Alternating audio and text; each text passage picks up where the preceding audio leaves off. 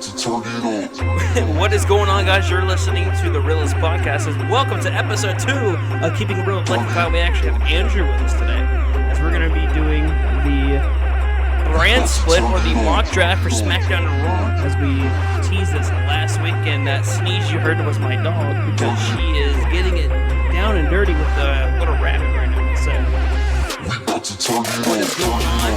And Andrew, Kyle, you guys ready? I've actually been really looking forward to the show. Yeah, I have too. I've been waiting to be able to do this. Yeah, it's gonna be a lot of fun. Yeah, absolutely. Yeah, and for people that are saying, why didn't you guys do the same thing as most shows? Why didn't you guys have one person as Raw or SmackDown? I didn't like that personally. I didn't like how one person had Raw and another person had SmackDown. I think that the way you should do it is basically just do it normal. Just, you pick both rosters, and what you think is best is what you pick.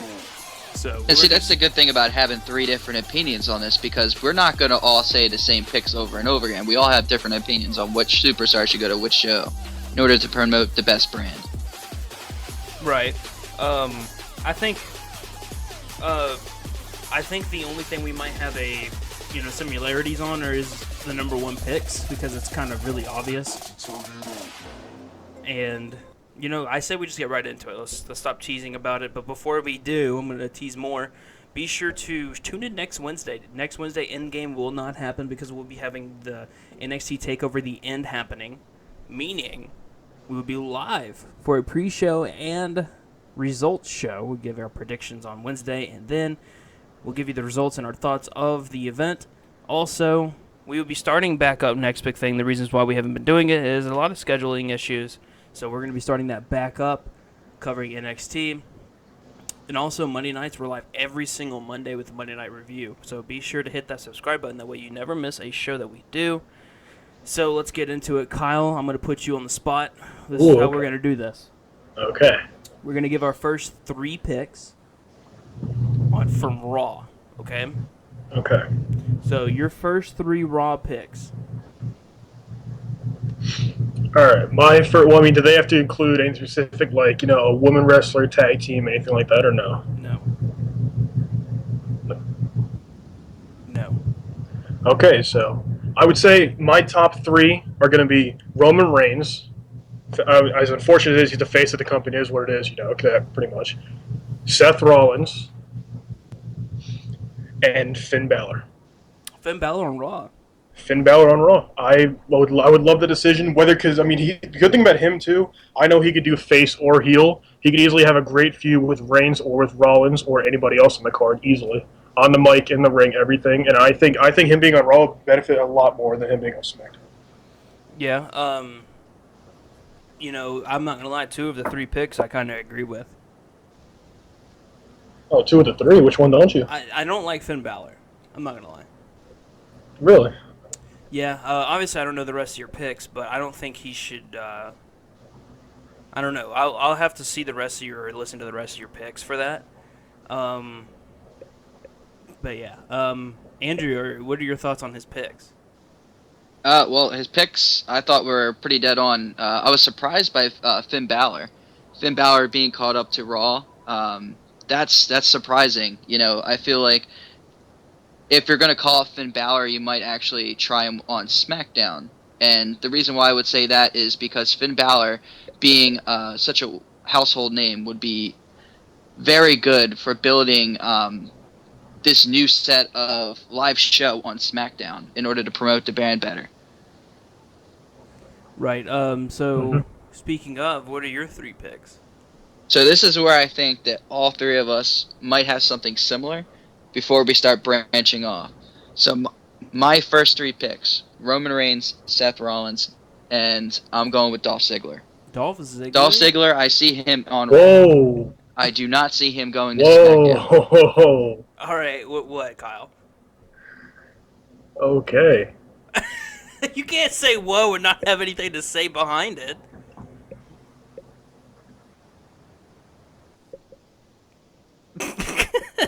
All right, I think he might be having connection issues. Why Dolph Ziggler?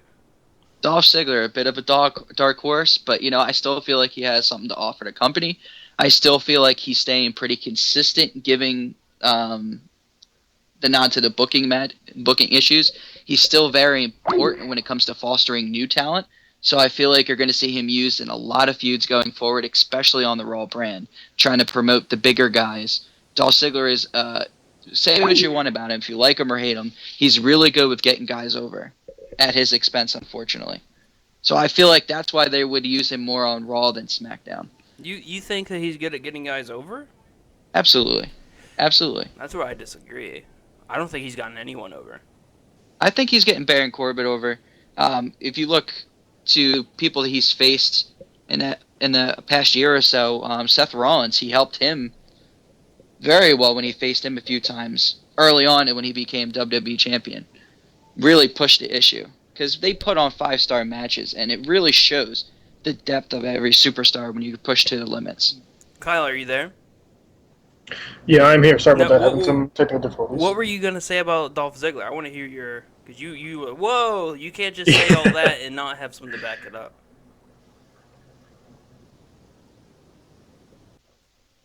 We lost him again.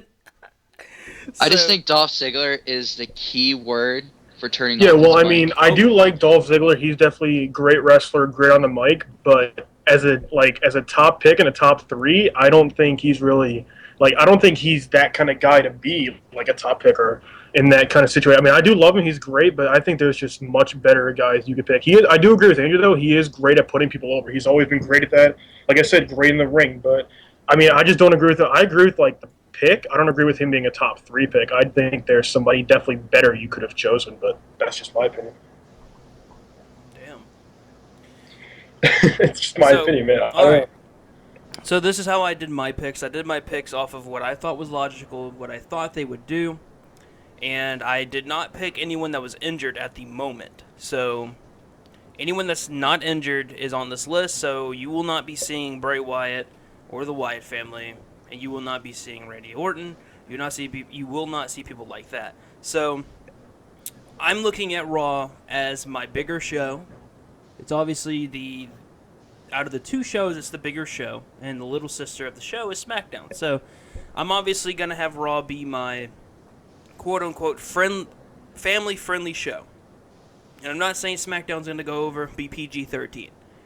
But I'm saying SmackDown will probably favor the internet fans more than people think. So my top 3 picks right off the bat, same 2 picks as them. Roman Reigns would be number 1, Seth Rollins number 2. You got to keep those feuds going, and there's people saying that why not put Rollins on SmackDown to make this where this feud is like once in a lifetime. I have one of those. You'll see later. You also have my 3rd pick would be Kevin Owens, because I think a feud with Kevin Owens and Roman Reigns in the future is absolutely great. I think Kevin Owens on the microphone, still is one of the best, if not the best, on the mic. Single competition-wise, so I think a feud between him and Roman Reigns would be absolutely amazing.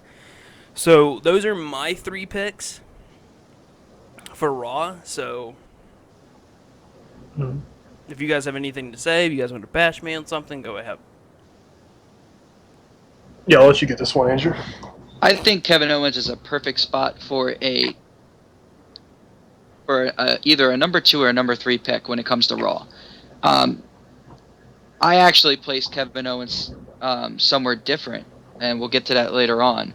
But the reason why I did that is because I feel like Kevin Owens is very good when it comes to provoking an audience or provoking reaction from an audience, and I feel like he is really good when it comes to the microphone. So when it comes to Kevin Owens, I definitely think that he could be a good future, I would say, world heavyweight champion going forward. I would love to see a feud between him and Roman Reigns. I think that would be highly entertaining. Right. I also think that he could have a good amount of feuds with some other guys on the talent, and we have already seen a little bit of him and Dean Ambrose, and that was an exciting feud. It's one of my favorites of all time, to be honest. All right. So, Kyle, what do you have to say about my 3 picks? Anything? Huh? You want to fight? No, I really like those 3 picks. I do definitely have Kevin Owens very high, like on my pick list. I think though, I think he'd be better like as like a top guy on SmackDown because I mean on Raw, like I want to see Kevin Owens like the level he's already paid his dues. He's had his run with the IC title a few and has great feuds already. And the issue with him being on Raw, in my opinion, is that he won't be able to be the top guy and really go for the title, in my opinion, because you have guys like Reigns and Rollins who are going to be doing that. They can do it a lot. And yes, you need like variety, but I think Kevin Owens would do much better like at that kind of level on SmackDown. I think he'd thrive more and he'd be able to get the title because I don't know if I could foresee Kevin Owens really being able to take the title from guys like Rollins and Reigns. That would be, I mean, it's possible, but I would just be very surprised. But yeah, my big thing is that I think Kevin Owens would thrive a lot better as like the top guy on SmackDown than the top guy on Raw. Well, I think they fiddle fart around with Kevin Owens way too much. Yeah. It's like at one point they're like, "Oh, we're gonna push him," and at another point they're like, no, let's not do it." So, I think if you are going to have anyone in that spot, I think Kevin Owens is perfect because you can't have Seth Rollins versus Roman Reigns for a year. That just can't happen. You got to have someone else that's in there that can really prove himself. And the way I look at it is put him in that spot. And he's obviously shown himself at the Right. mid card level on the microphone and what he can do. So put him at the mid card level or at the top level against Roman Reigns. You don't have to have him win, or if he does win, have him win some cheap way at one of the no name pay per views, and then at a big pay per view have Roman beat him because people would like to see Kevin Owens there. People love Kevin Owens, so have Kevin Owens do that, and if he proves himself as a good top guy, have him stay up at the top guy or the top position. Or you can move him to SmackDown because you got to look at it this way. We are going to have a draft every year. If they do it like they used to do, every year you get a draft. So we could have, the draft happen. With the next year of the draft, he could go to SmackDown to be the top guy or one of the top guys. So that's the way I look at it. But, again, a lot can happen and a lot can change. This is off of what I think should happen, and this is what I think would make sense for, money-wise and what people would like to see. So I'm going to give my top 5 on SmackDown. We're just going to go back and forth from SmackDown to Raw instead of just giving all of our Raw picks and the SmackDown picks. Okay, so my number 1 could come to a surprise from people, but, I mean, the way I look at it is it makes sense. My number 1 pick would be John Cena. I think he should lead SmackDown and to get people to watch SmackDown.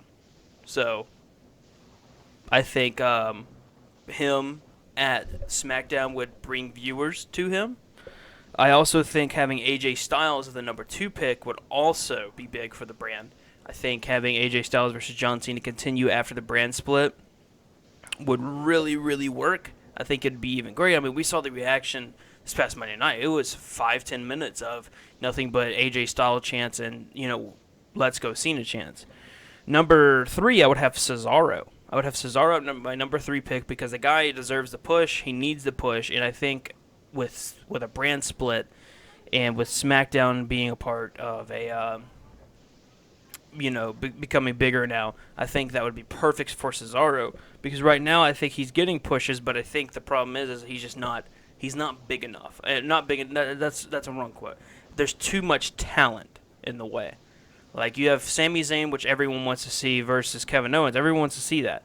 So that's the problem right now with that. Is Cesaro can't get the right pushes. So you guys can do your top 3. I know I said top 5, but someone's calling me, and I can't really see my other 2 picks right now. I guess I'll go first then. All right. Yeah. So my top 3 picks: John Cena, Kevin Owens, and AJ Styles. I think that Kevin Owens would be better off on SmackDown. Okay, I like those picks, yeah. I definitely really like to. Actually, those are my exact picks, to be honest with you. In that order, I mean, I feel like AJ Styles will not be the number 2 pick, only because I feel like they would build up anticipation for AJ Styles to be called. I think he's going to be called number 3. And I think they're going to take a limb and go off with Kevin Owens and have him on SmackDown and have him feud, especially, and this is why I put on my list, I put Money in the Bank contingent. If we see him win the Money in the Bank briefcase, I see him getting drafted to SmackDown. And even if he gets drafted to SmackDown, he can still use that briefcase between both brands, I'm assuming. So it would be interesting to see him go to SmackDown. And if things don't work out with Kevin Owens and SmackDown, or to decide, hey, we want him on Raw, or vice versa, I feel like if he wins at Money in the Bank, you'll see him drafted to SmackDown and have the ability to switch shows based off of when they need him or when they do not need him.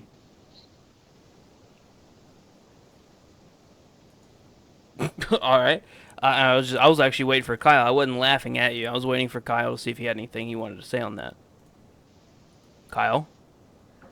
No, actually, I agree 100%. His three picks are actually my exact picks in that order: John Cena, Kevin Owens, and AJ Styles. That, I mean, everything Andrew said pretty much is exactly what I was going to say. I agree 100%. AJ, Kevin Owens, John Cena. I think those would be three great, huge, like they would be three guys that could lead the show, put the show on their back, kind of thing, and they could easily do it. John Cena, we've seen him do it forever. Easily, he could do it. Kevin Owens, we've seen him really come into his own and do amazing in everything he does. And AJ Styles, we know he like you said on Raw, we saw that with him and John Cena in the same ring already. The crowd, how much they love it. So yeah, seeing those three guys really pioneer the show could really skyrocket SmackDown easily. All right, well, give your other two. Give your other two picks, 4 and 5, and I'll give my other two.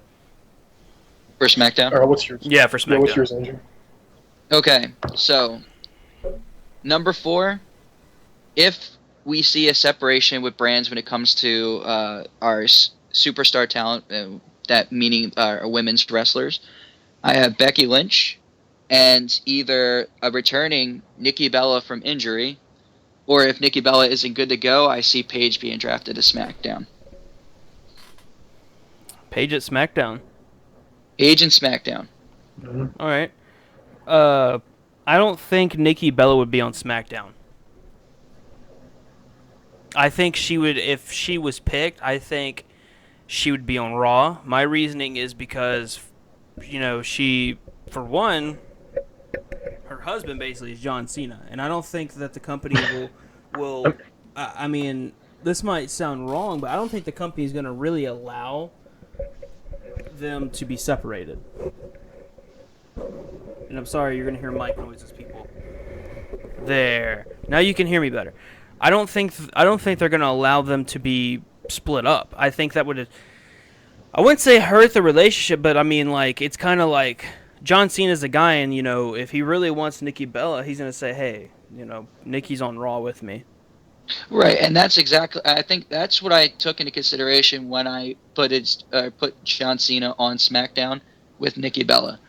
That's right. I didn't even think of that because I had a phone call. Yeah, John Cena on SmackDown. That makes sense. I just totally went on a rant that made no sense at all. I like it. I like it. All right, all right, Kyle. What's your 4 and 5 pick for SmackDown?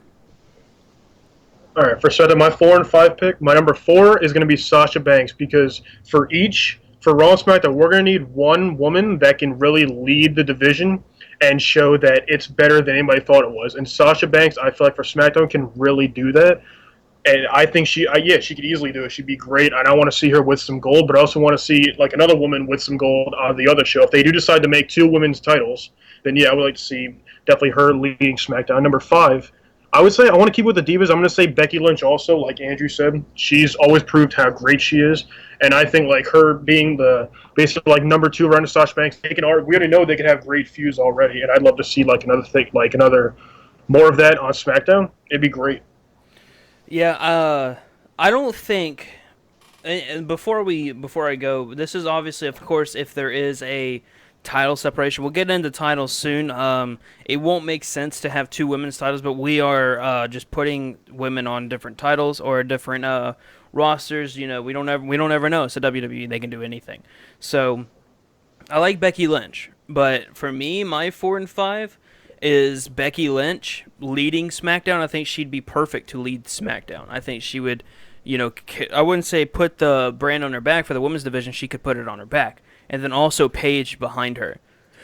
Her and Paige could have brilliant feuds. We really didn't get to see the feud. Whenever Paige was kind of, really hinting at stabbing everyone in the back, we didn't really get to see that feud. So I think Becky Lynch and Paige would be perfect for SmackDown. Let's get in Raw. We'll get 4 and 5 out of the way, and then we can continue with Raw, because I think this is where I screwed up. My number 4 pick would be Sasha Banks. I think she's perfect because look, she's a moneymaker. Her character is without a doubt great. I think her persona is 10 out of 10. Um, for Sasha Banks, I think she has to stay with Raw. Again, I'm judging Raw as the bigger show than SmackDown, which is what Vince will look at more, like because it's it's a 3 hour show and it's also his his big show. So I think you would have Sasha Banks, then you would have Charlotte because you have to have Charlotte and Sasha Banks feud. Eventually you could you have to have those two on the same show. Those two feed off each other. I think Charlotte's still really hot, even though she had her little awkward breakup with her dad. I think Sasha and Charlotte in the same brand is a must. So Absolutely, and so that's where I disagree with Kyle. When it comes to Sasha Banks, I feel like Sasha Banks will be on Monday Night Raw, and the reason for that was I felt like Sasha and Charlotte would be 4 and 5, as well. Sasha Banks, because you can do so much with her character. Sasha Banks, if you tuned into her on NXT, you really see that she has the ability to play not only just the heel, but also the face. And that is an important quality in a superstar. And not only that, Charlotte, I feel like, is going to be on Monday Night Raw as a given. She's a women's champion, and the women's champion is going to stay on Raw. I do not see it going to a SmackDown show. I see it staying on the go-home show only because Raw is where it's at, and they are really trying to push the women's division. And we have yet to see that big feud in the WWE between Sasha Banks and Charlotte. It's been building so long. So it's going to come to a head, and it's going to come to a head on Raw, and that's my opinion on that. all right. So speaking of, then, what are your 4 and 5 pick? Andrew. So for me, Yeah. that Sasha Banks and Charlotte. All right. So as of right now, you and I kind of have the same thing, other than one pick on Raw. What about you, Kyle?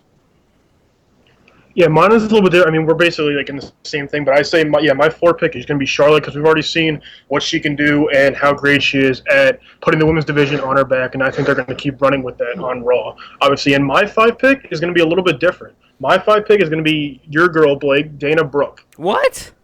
Yeah, I think Dana Brooke, especially with like her and Charlotte right now, I could see that like lasting a little bit longer on Raw, and then somehow like either Charlotte kicking Brooke to the curb or Dana turning on Charlotte, them having a great feud. And I think they're going to run with Dana Brooke for a while. I really do. They're putting her in a bitch position for now, yes, like NXT, but I think the WWE is really going to like her and who she is, and really give her like a push to have a feud against Charlotte, go for the title, maybe to hold the title, that kind of thing. I know it's crazy. I mean, I think so. Dana Brooke is such a surprise pick, especially for Raw. I get where you're coming from with Dana Brooke and Charlotte feuding, but Dana Brooke's not ready. She's not. And I know this is like long term, but I don't think you can give her that shot yet. I don't. Yeah, I was really thinking like long term, pretty much. That's what because I think they're gonna be running this for a while. So I was thinking long term more with it. I know it's kind of crazy, but All right. Well, that's I don't know. That's a big pick. That's a surprise. Yeah. So all right, Andrew, 6 through 10 for Raw. What do you got? All right, so for my number 6, I have a tag team, Enzo and Cass. I see them on Raw and possibly being future tag team champions. My number 7 pick is a bit of surprise, and he is on injury currently, but he's been on injury for a while now, and I wouldn't be surprised if Hideo Itami is back and possibly called up to Raw. Number 8, the Vaudevillains, another tag team I put in. And number 9, maybe a big a surprise or shock, I think Baron Corbin will be on Raw. All right, what about your number 10? Number 10, The Miz. Intercontinental Champion, he's going to stay on Raw. What was your number 7 pick?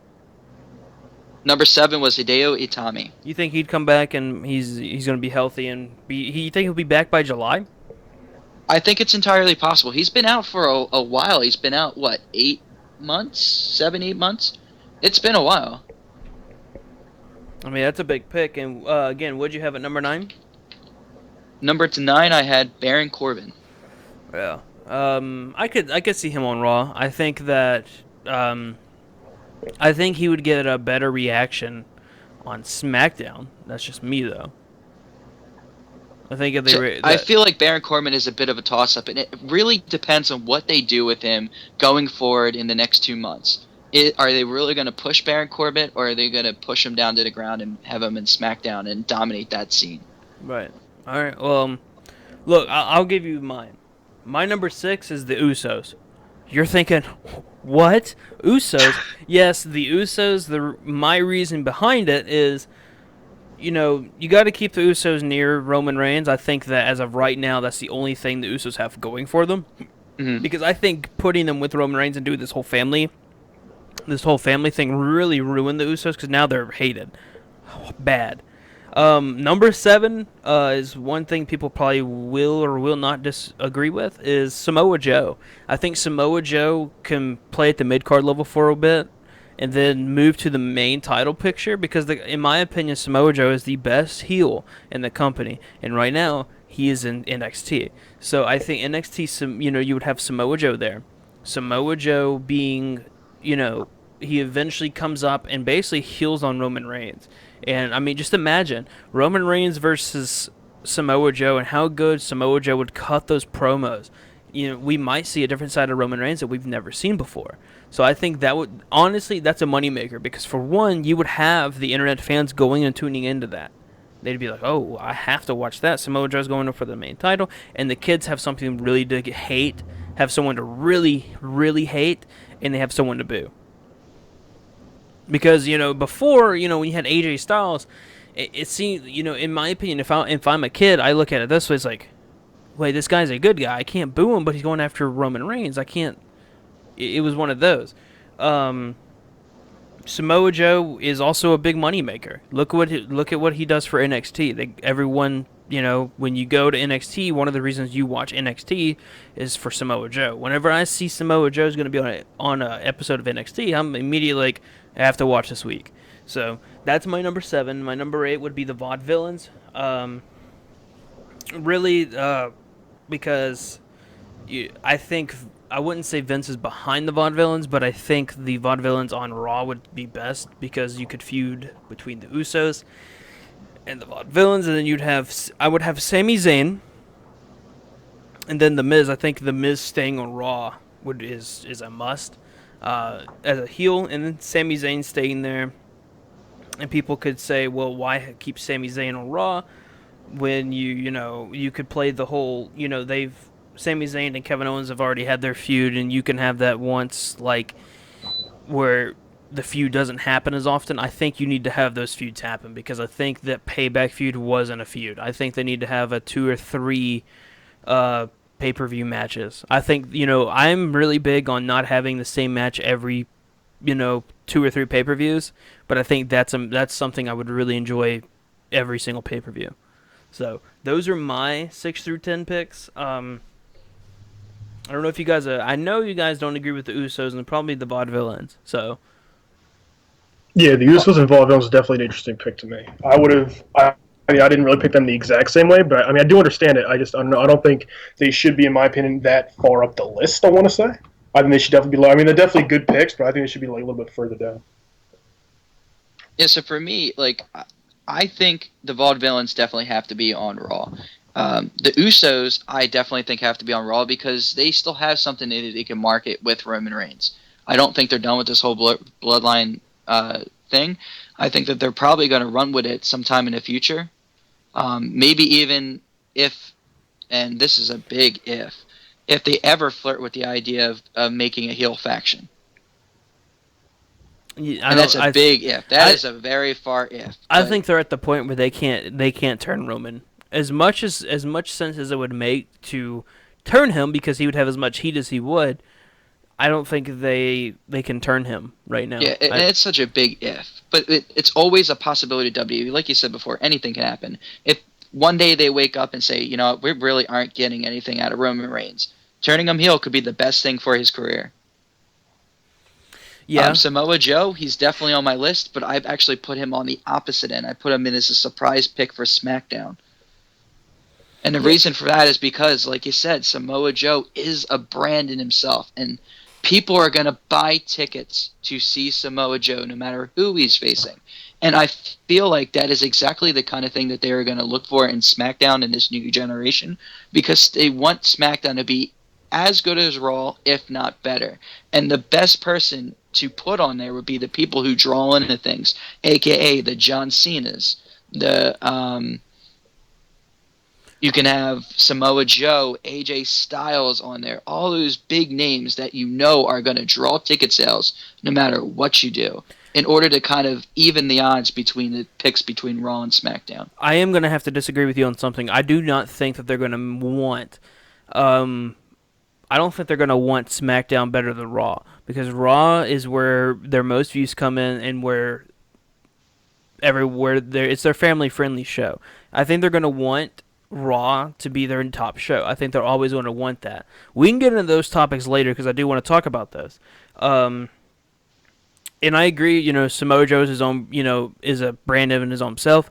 But here's the thing: if people do not know what we're talking about, and people are thinking it's just Samoa Joe, what are you talking about? The best thing to look up. The guy used to wrestle in TNA. Kyle can back me up on this. Go look up Samoa Joe and the Kurt Angle feud. To this day, one of the greatest feuds I've ever seen. So, speaking of Kyle, give me your 6 through 10 picks on Raw and SmackDown. On Raw, and then turn over, and then give me your 6 through 10 on SmackDown. Obviously, giving us a chance to, talk about your picks. Yeah, so I want to say a little bit before it. It's that Blake, you said before, you didn't include injured guys. Well, I did. I didn't include a ton, but I included a few, and I mean they're definitely a thing because they're going to be returning soon, possibly before the brand split. Or when the brand split happens, we can easily see them. So my number 6 is the Wyatt family. And because of that, I think they'd be great on Raw because there's a lot of teams they could easily feud with. Even like Bray Wyatt, especially the head of it, he could feud with a lot of people and include the Wyatt family. And we haven't seen them have literally any gold. And I could see them easily being the top heel tag team, running with the gold for a while, like the New Day did, and easily being great at it. They proved that they've been great. Like whether it's Luke Harper and Eric Rowan, you throw in Braun Strowman in there, I think they would be great easily. Like I said, leading the tag teams. My number 7 pick, I mean, you basically said it, Blake. Samoa Joe, easily 100% would be amazing on Raw. He needs to be there. And like you said, he's the top heel of the company. That's all you can really say about him. He's easily top heel of the company. And I just, man, we got to see him on Raw. I don't think he would do as well on SmackDown. Definitely, he needs that like spotlight. If At least I'm going to say something. If they're smart, they will put him on Raw because of Roman Reigns, because they want Roman. I wouldn't say want Roman Reigns to get over. The guy, he's never going to get over, but they're still going to try. But if you're going to want Roman Reigns to have that one guy that's going to like struggle, he's going to have a hard time with, it's got to be Samoa Joe, because Samoa Joe is an animal. I love him. Continue. Exactly. Yeah, like you said, he's an animal, and yeah, definitely. If you have some free time, definitely go to TNA and watch it. Any feud he's in is really amazing in TNA. But I mean, him and the Kurt Angle one is definitely the best. So definitely watch it if you want to see like true Samoa Joe, pretty much.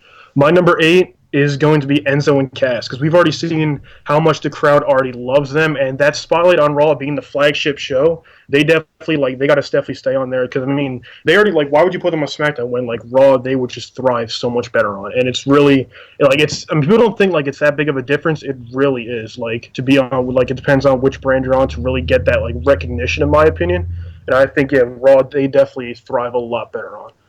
My number 9 is Randy Orton, because we haven't seen him in a while, and he's been on injury for a while, and he's never going to come back. And I think he could take back maybe like where he left off, kind of thing, of being back. I mean, I don't want to see him be a face. He might come back as face. I hope he comes back as a heel. We could easily see him come back to where he was before and be like that top heel, or even if his top 8 is going for the world title easily. We could definitely see that happen very soon. He'll always have to go through the like trials kind of thing, since he was injured. They have to like test him.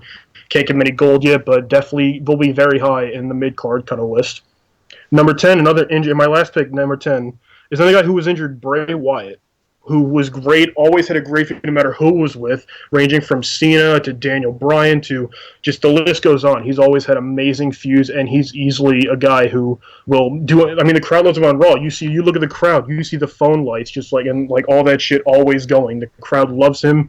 Whether he even plays a heel, and the crowd still loves him. That's the thing, though. He barely gets booed because he's just so amazing, and he's definitely the perfect fit on Raw. I don't know if you've ever. Hey, Andrew, have you experienced that live?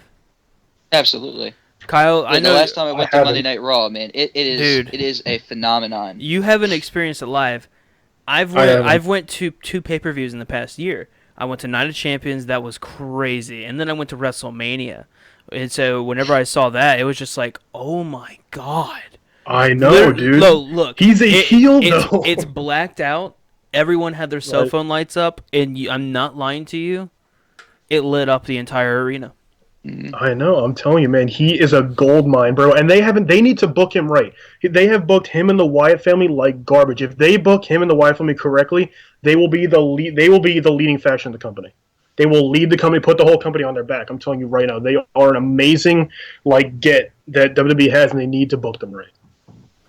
Yeah. So, Andrew, you're 6 through 10.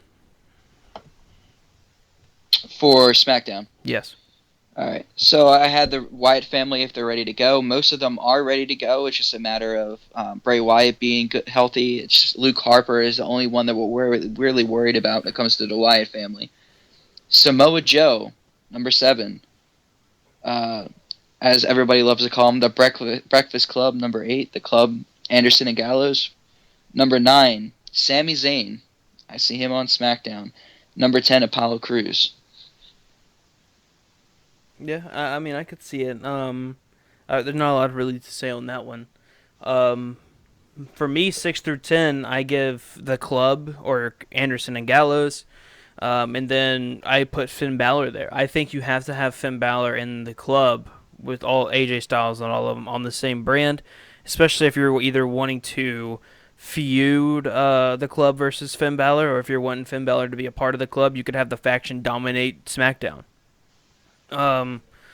You could also, I would also have the Dudley Boys. I think the Dudley Boys are at that point where right now they're just putting over people, and I think you could have the Dudley Boys win their 10th tag team title on SmackDown. I'd also have Baron Corbin, and my final pick is Rusev. I think Rusev needs to, I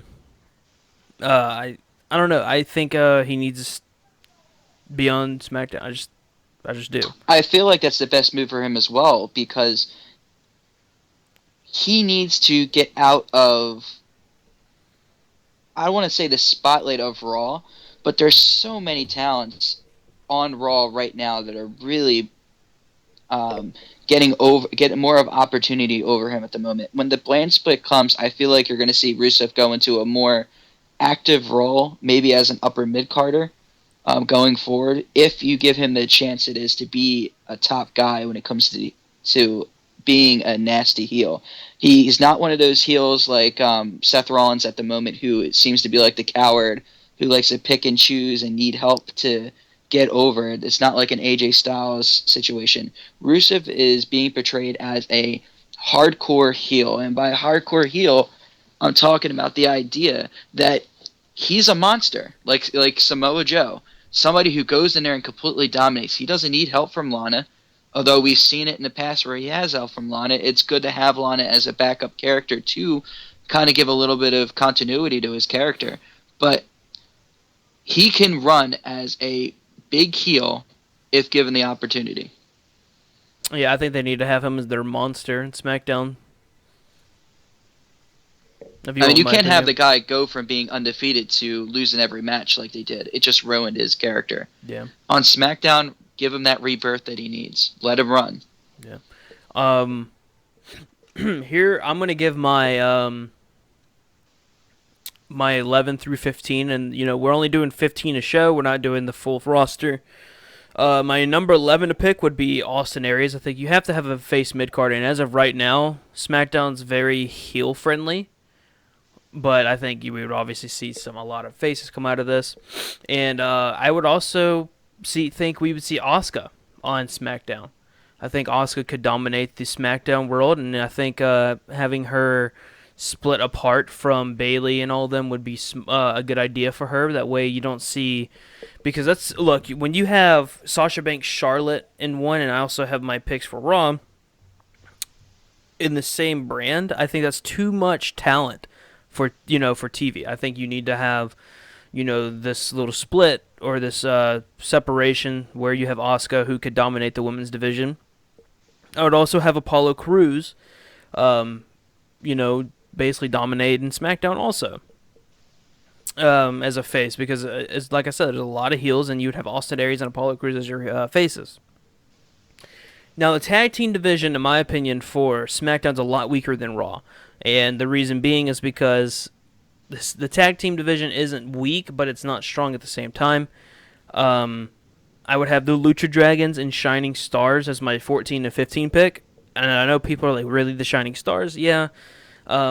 I didn't pick anyone from NXT. Reason being is because as of right now, I don't think anyone's going to be getting called up, and if anyone does, it's going to be between the American Alpha and the Revival. And I think if they're smart, I would bring American Alpha, because the Revival is doing a great job at NXT putting people over. So those are my my SmackDown picks. Interesting. Who wants to go next? For SmackDown. Yes. Okay. You're 11 through 15. Number 11, a bit of a surprise, but I feel like they might be calling him up soon. The Perfect 10, Ty Dillinger. It's a bit of a surprise for me. I was actually surprised myself when I put him on this list to begin with. I feel like he still has a little bit of more development to go, but I feel like with this new rebirth of the Perfect 10, I feel like this has been the best case for him, and I feel like he would be a good bottom Carter for SmackDown. Somebody to really feud with somebody who's just beginning, to kind of help push a strong guy like Apollo Crews, to watch him mop the floor with Ty Dillinger, as bad as it is to say. But I had Ty Dillinger there for 11. Bailey for 12. Cesaro for 13. In terms of the last two are tag teams, Epico and Prima. I do not see them on Raw at all. And tag team, the Social Outcasts, or the Shining Stars. What? I see the Social Outcasts being a very bottom pick for SmackDown if they don't get split up. And I feel like the best part, or the best move for the series would be to split them up and try to give a little bit more limelight on, and you guys are totally going to disagree with me on this, but Heath Slater. Heath Slater is good on a microphone. He could really provoke a reaction. He can't wrestle for crap, but he could definitely talk. And I hear you laughing, Blake. He's great on the microphone. He's had his chance, though. No, he's had so many chances, so many times. I don't think so. I don't think they could bring him back. He's tried so many times with factions, even singles. Nothing has worked with that guy at all. I don't know what it is, but it really just nothing can work with Heath Slater. I don't know why. Since the Nexus, he hasn't. He wasn't anything in Nexus.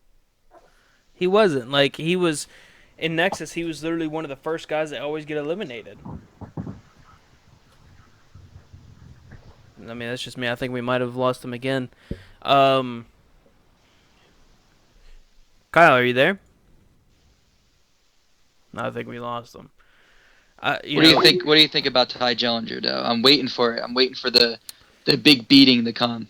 If you want the God honest truth, Ty Dillinger was my number 11 to pick for Raw. Really? Yeah.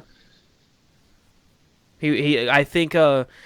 I listened to Seth Rollins on the Talk is Jericho podcast, and Seth Rollins said that he doesn't do whenever he was taking bumps for basically the trainers, whenever he was basically seeing how his knee was, he said he was really nervous, but Ty Dillinger came in and he felt really comfortable with Ty Dillinger. So I think Seth Rollins putting in a word, you could see Ty Dillinger in Raw, and I think his character is without a doubt very easy to get over. I think he would be getting over very easily with the Raw crowd, with the kids. So I think you could see him on Raw, and plus people would like to, he's very likable.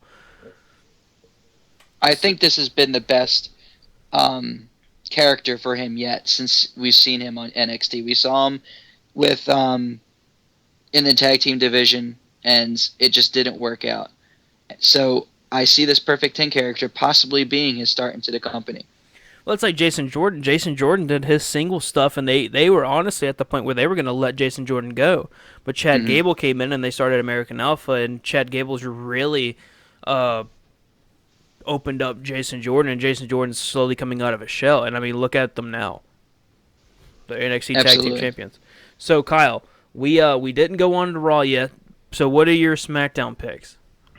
For 11 through 15, my number 11 is Austin Aries because, like you said, everything you said was right. He's amazing, and he hasn't had much time in NXT, but I think him being moved, he could easily be moved up fast and thrive. He could easily do amazing, pick up where he left off on NXT, and just have a great run on the main I'll roster. say this about Austin My number Aries. 12, like you said. He really, in my opinion, hasn't shown anything. He hasn't proved himself to me. I don't think he's done all that well since being in NXT. I think this match with Shinsuke Nakamura is really going to be that make or break for him. If he has a good match against Nakamura, he's back on my radar. But if he has a bad match and Nakamura makes that match good, I'm at the point where I'm like, okay, something's wrong with Aries and he's not wrestling like I've seen him wrestle before. Yeah, exactly. I think the match will definitely steal the show, but that's definitely a possibility, yeah. And my number 12 is Asuka. She's already proved how amazing she is, and I think she will easily thrive on SmackDown. She could be on Raw, but I think just SmackDown is maybe a better fit for her, in my opinion. My number 13 is Rusev. And then I have the Lucha Dragons and then the Dudley Boys, which I think could be that veteran presence on the tag team division for SmackDown that would do really well. And there's a lot of good teams they could easily rival, have a good feud with, in my opinion. Yeah, I can't really say anything on the tag team division because that's really hard, really is. Yeah, exactly. That's why we were struggling. Like you guys said, the Shining Stars. I was like, "Are you kidding me?" All right, so It's scary to pick. I'm gonna give my Raw and I'm gonna end it. So I've already said it, and my number 11 pick for Raw would be Ty Dillinger. I've already basically given my reason because of it's easy to get behind, easy to get over. Number 12 would be Bayley, and like I was saying earlier, you have Charlotte, Bayley, and Sasha Banks in the same brand. You can't put Asuka in there or Becky Lynch. The reason why I say Bayley is because, for one, look what they did at NXT. A lot of people didn't get to see that. So imagine the feud between Sasha Banks and Bayley on Monday Night Raw and their pay-per-views. There's your WrestleMania right there. Number 13 would be Dean Ambrose. Reason why he's so far down my list is because Dean Ambrose, he's fallen off a lot. I think he could stay on Raw, and I think eventually we could see him go up for the title in a brother, I guess you could say, quote-unquote, brother versus brother match. And then my final two tag teams is the Golden Truth, because you need that kid-friendly people, the kids can like. And then, obviously, my last tag team would be Enzo and Cass. Ay, ay, ay. Look, dude, you have for Raw. Look, it's a kid-friendly show. You got to have someone that they like. No, man, not the Golden Truth, the Shining Stars. No, man. Oh, Hey, man. man. You tell me another tag team I could have put there. That's exactly why I put for the me, Wyatt family. That's exactly why. I would have loved to see the Ascension, but with the Ascension's I career being wanted done to and go. Victor on Oh suspension. wow, I don't. Hey, time out. I don't have them. Let me scratch out Golden Truth. I'm gonna put New Day there. I totally I had New Day down, but I guess I deleted them. New Day would be for Golden Truth. Let's see, my 14-15 pick was, like I said, I would have loved to put the Ascension, but I put the New Day and Lucha Dragons, and the reason for it being on Raw is because they are going to be the kid fan-friendly teams. They're the guys that are really going to get the kids interactive, and not only that, but their gimmicks have been outstanding and over with the fans.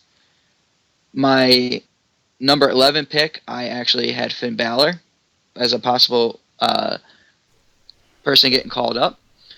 And 13 would be Alberto Del Rio. I see him staying on Raw. And in terms of, I already gave you my tag teams, the New Day and Lucha Dragons, would be 13 or 14 and 15. So you would have AJ Styles away, and I'm sorry if you guys hear anything. It's my dog. She decided to jump in my lap. So you would have Finn Balor away from the club. Yes, and I would do this temporarily, and by temporary I mean for a year or two. I don't think that it would be best for business, and I'll use that term, right? For Finn Balor, who has been a top face in NXT, to suddenly come up to the company and turn heel and run with the club right now.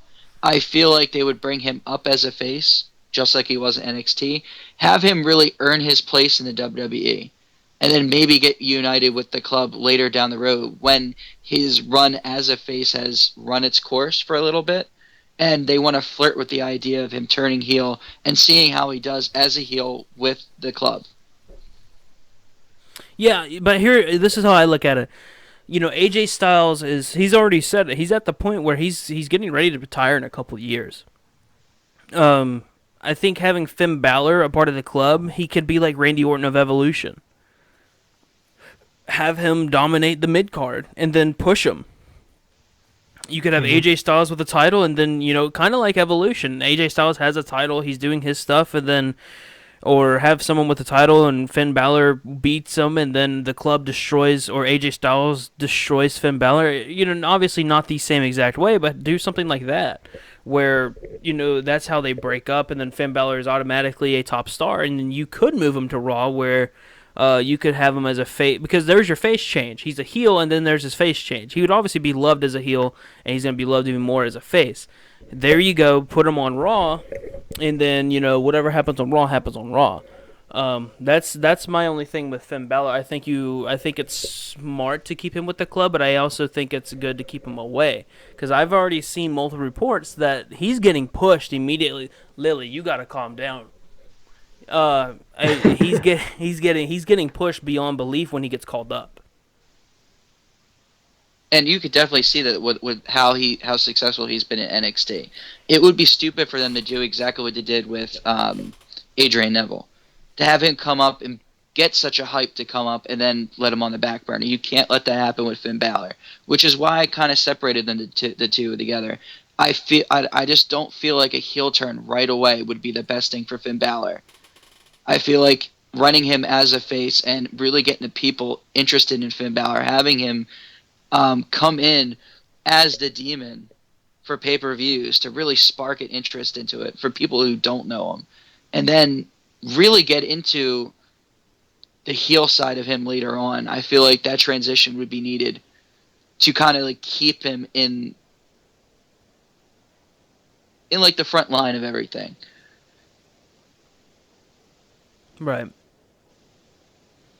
I think Finn Balor as a heel would be great. I think having him with the club would be amazing, and then obviously having him the heel turn, and then being a face, pushing him on Raw. I mean, imagine Roman Reigns versus Finn Balor. One of my biggest problems with Roman Reigns is you have guys like AJ Styles, top stars, AJ Styles, John Cena, all of them, that can put on a 5-star match with someone that can't. But like, we saw it for 2 pay-per-views in a row. Roman Reigns and AJ Styles was excellent. But when Roman Reigns faces someone that can't give a 5-star match, and he doesn't perform. And then of course when he's on the microphone, we don't get anything out of him to connect with the crowd. I forgot the quote he always says. I'm not a good guy. Oh, how do you forget it, man? He says it every week. I got you. I'm not a good guy. I'm not a bad guy. I'm the guy. So. But see, and like I feel like a proper fix to that would be to make him heel and give him something like a Paul Heyman, an advocate, somebody to speak for him.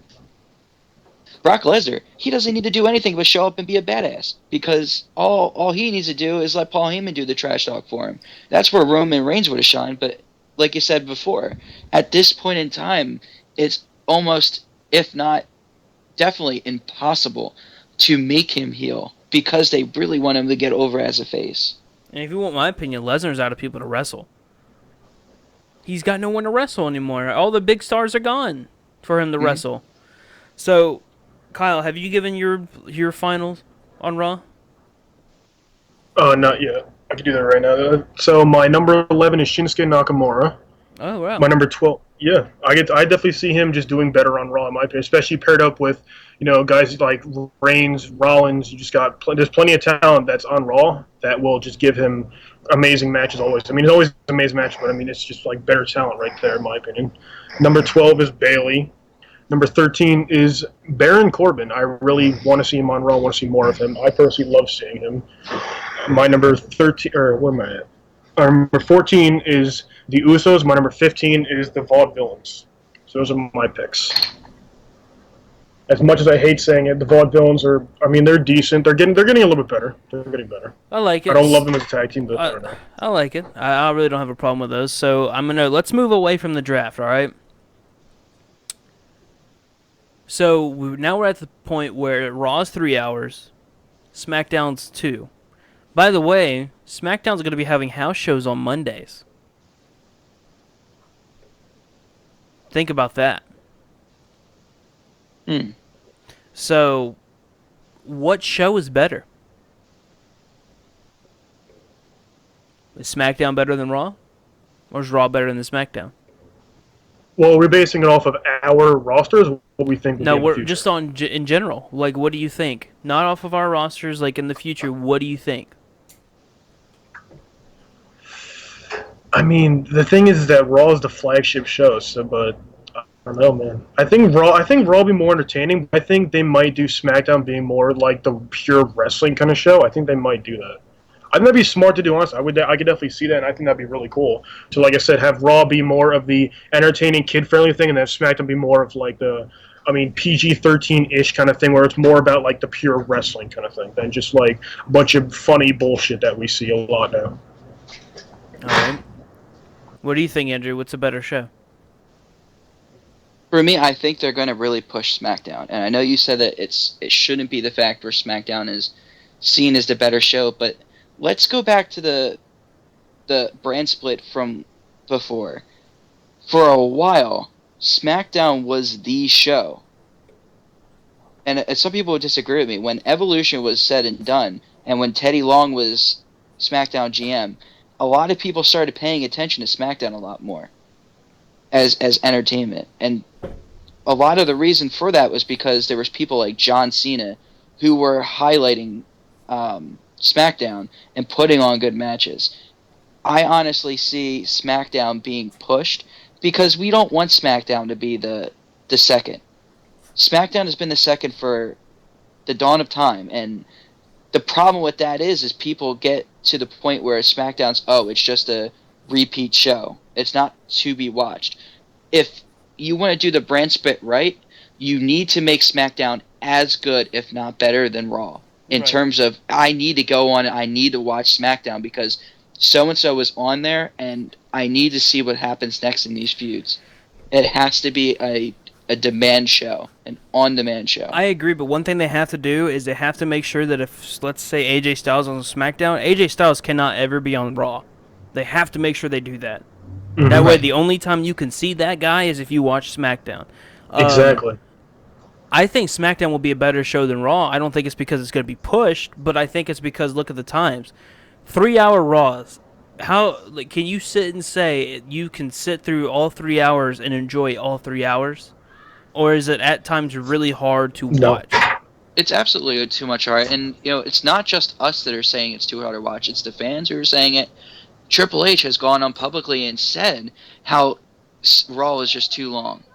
Well, that it needs to be cut down. When you have a segment that should go like 12 minutes instead of 18, it's like it's a lot of filling time. It's a lot of time that has to be filled, and I think this is where SmackDown will succeed. Is SmackDown only has 2 hours, Raw has 3.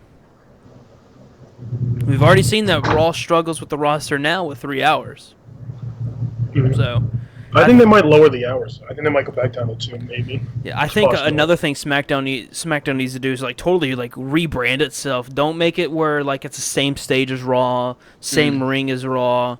You make Like it how it used to be kind of yeah. thing. You have the blue ropes. The referees have the blue shirts. You have a totally different stage.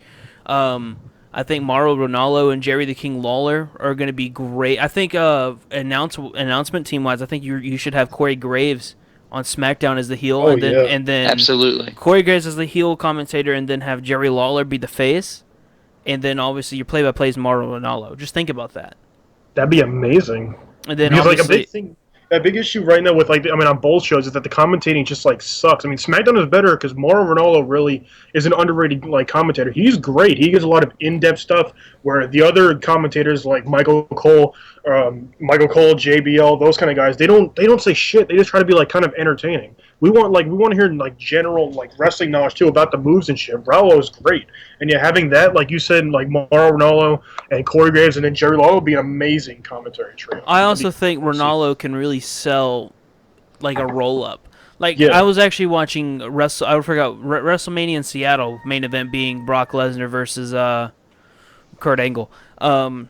I was watching that, and I just remember like listening to Booker T versus Triple H and JR calling the match. And there was a one point where Booker T hit the scissors kick, and he got the 1-2. Triple H put his shoulder up, and it was just, JR's classic yelling and just all going crazy reaction, selling it, and he's got him! Oh my God, he did get him! Oh, Mhm.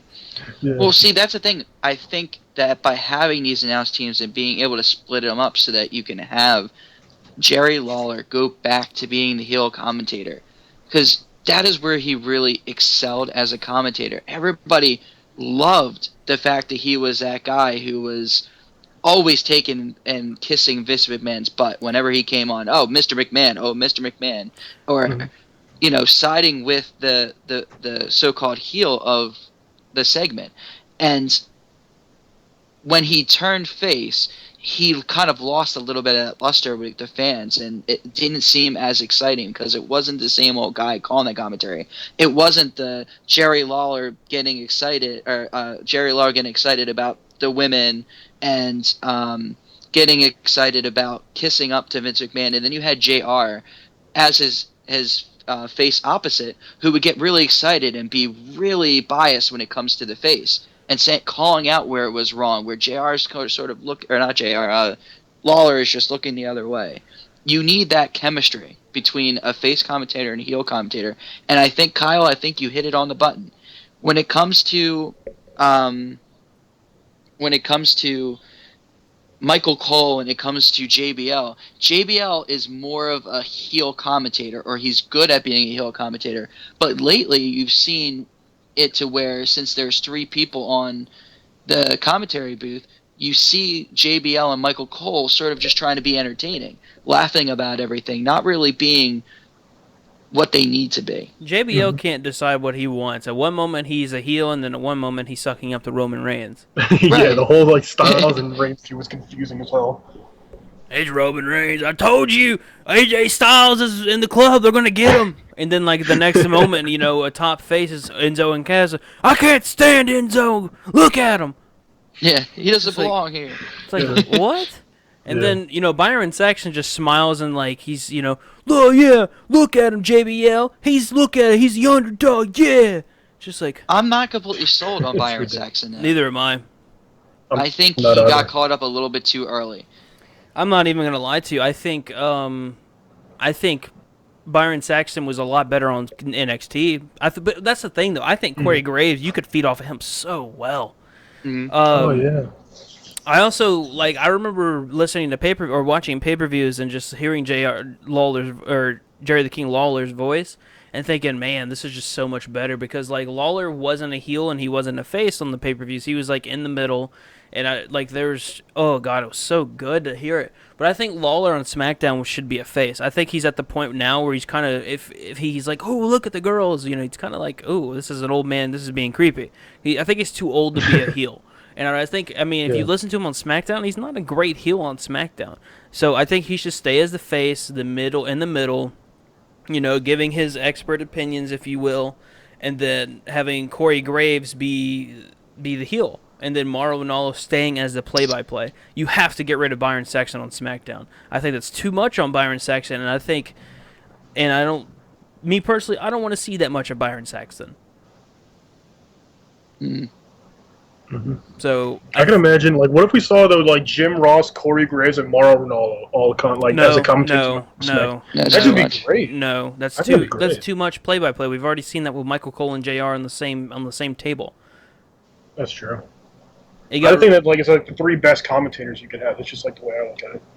Not like from like a play-by-play No, standpoint. I've heard people say that, and like just think about it. Like you've already had Michael Cole and JR at the same table, and it gets really annoying when you hear one second Michael Cole going play by play and then JR going play by play, because you're like, oh, Right. I would rather hear JR than Michael Cole. But I think same for Raw though. I think they need to rebrand it. I think they need to go back to the red ropes, rebrand the stage. They need to do all that. Obviously, Raw will stay as the same announce team with Michael Cole, JBL, and Byron Saxton. I don't see that changing for a while, as much as we hate them. So now here's another great question: where do the titles go? Do we add a title? I think we should add title. I think a brand split gives the opportunity to add titles. I mean, there's a lot of titles that you could possibly bring back to kind of help with the interest of the show. There's a lot of titles that could be added that, we haven't even thought of yet. Of course, don't anyone say the internet title, please. Spare me that. I don't want to hear about the internet title. But, like, one title that I have been asking for in my own mind as a big fan, and I don't know if you guys agree, one title that I want to see come back, and I feel like is necessary for this new generation, is the hardcore title. And the hardcore title with the hardcore rules. Anytime, anywhere, it could be defended in any match. It could be defended as the champions leaving from the parking lot.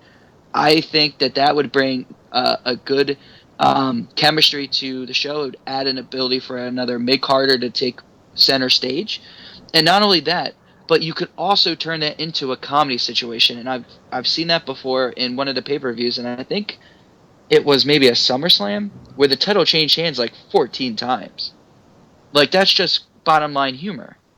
No, you can't because of the PG era, bro. PG. That's the thing. PG, I don't know if they have the I feel talent like for you it, could still so. bring back the Anywhere Goes matches. In the PG era, it can't be as brutal, but like in terms of like comedic relief, a hardcore title would be perfect for something like Raw. Well, don't forget we did just have a Extreme Rules pay-per-view, and we only had one Extreme Rules match, and and the most extreme thing we saw was Chris Jericho going to tax, and that was it. Oh, But see, don't that's get me just the thing, started. though. Maybe we need to get further on into that, bring back some of that aspects. That's even the thing, if it's though. a PG era. You kind of can't because that brings in like PG-13, and a lot of WWE sponsors are really like PG. Like what was it? I remember Hell in a Cell being sponsored by Toys R Us. So it's like they really can't do that. I think if you're going to add any titles, you only add one title, and that's the World Heavyweight Championship, and you bring that to the SmackDown. I've heard one idea. I actually listened to the Stone Cold Steve Austin podcast, not on WWE Network. He has another podcast, and he had a guy come on from PW Torch, great guy. I love the logic, everything he had. I don't remember his name, but PW Torch, and the guy was basically saying you could have one title still, but every once or twice a month you have, let's say, Roman Reigns as the WWE title holder go on SmackDown and defend the title on SmackDown, and it'd basically be like home court, or home field. The crowd would be cheering for the SmackDown person instead of the Raw guy. I like and disagree with it. I like it because like that's a cool element, but what are you gonna do if someone from SmackDown is people really like the guy from SmackDown? He's gonna get cheered for on Raw, so that kind of defeats that purpose. I think you should have the World Heavyweight Championship on Raw, SmackDown. Cena can beat the record. I think you bring the IC title to SmackDown, and you can add maybe the Cruiserweight Championship. Cruiserweight, yep. Cruiserweight to SmackDown. I was thinking about that too. And then obviously have another tag team division to SmackDown. I don't think adding another women's title would make any sense. So that's why I'm bringing in the Cruiserweight, and then for Raw would be the WWE title, women's title, tag team title, and then the U.S. title. I think the IC title going to SmackDown would make it where SmackDown is not more important, but makes it where it's means a little bit more. But see, that's the thing I'm worried about, though. There's one big elephant in the room that I'm thinking about. There's one title that absolutely positively should not be broken up, and that's the women's championship. And I don't see that being the title that is broken up because you spent all this time rebranding it, given the new title. I don't see there being two championships for that. Now, the World Heavyweight Championship, the WWE World Heavyweight Championship, I have pros and cons about that. The pro being there needs to be a champion on SmackDown. It can't be another Brock Lesnar situation where one champion has it on Raw and it stays on Raw.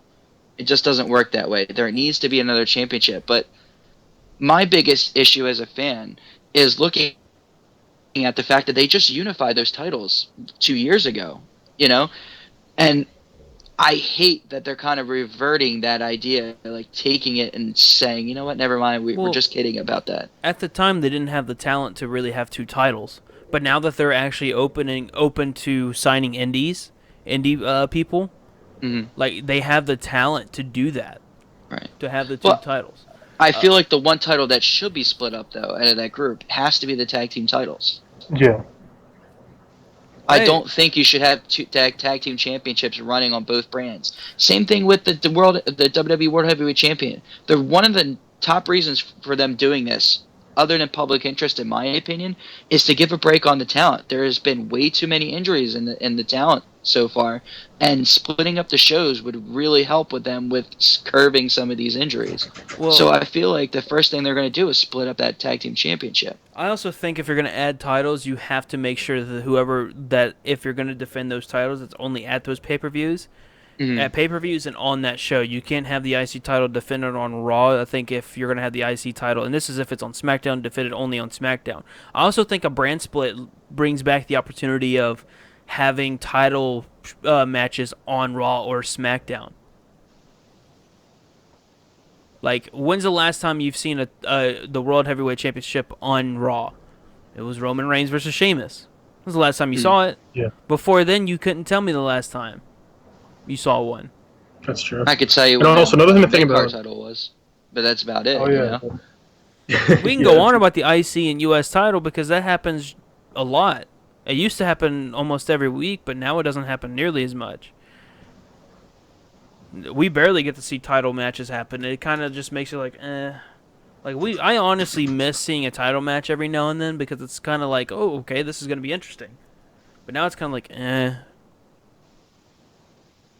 yeah. Well, so what would happen with Money in the Bank though? With this brand split too, whether they split the titles or not? You would have two matches.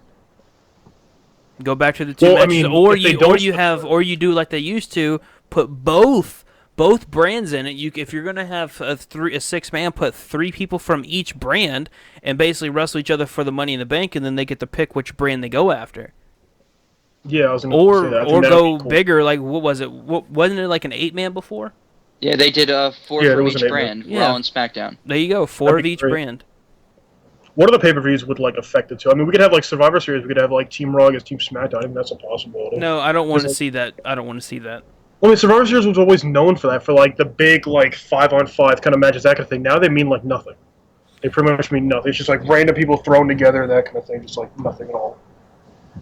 I like that first. I really like that. There's no outcome in one of the brands being better. There never is an outcome. It doesn't mean anything. That's true. Yeah. That's the way I look at it. It used to kind of mean something. It was okay, well, which brand is better?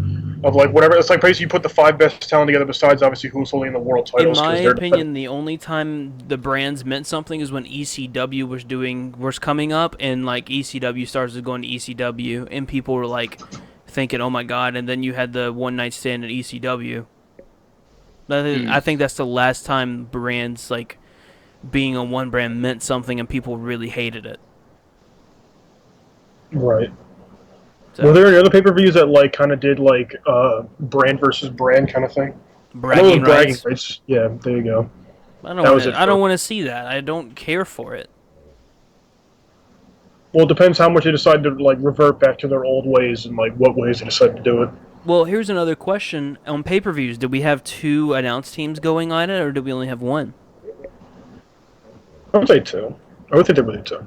I think if they're smart, they would do too, because you Yeah. know you would have Mauro Ranallo telling a story on SmackDown and then Michael Cole telling a story on Raw.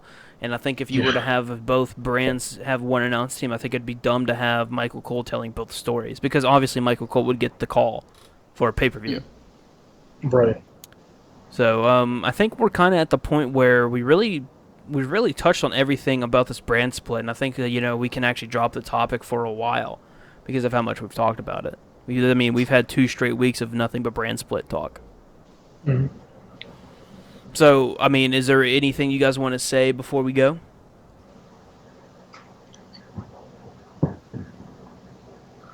I'm good. All right. But before we do go, I just want to say rest in peace, Muhammad Ali passed away last night. And obviously, before we go, be sure to hit that like button if you enjoy what you're listening to. And also, hit that subscribe button. That way you never miss a show. Monday nights we're live with the Monday Night Raw review. Every single Monday we are live. And then Wednesdays is in-game. But this Wednesday we'll be live with in-game will not happen. We'll be live with the NXT TakeOver The End. We'll be having the prediction show before NXT TakeOver, and then right after we will have the results of NXT TakeOver The End. Be sure to tune in for that. Saturdays is Keeping It Real with Blake and Kyle. We record it every single Saturday. So for Andrew Bast, Kyle Lepore, I am Blake Carter, and until next time, peace out.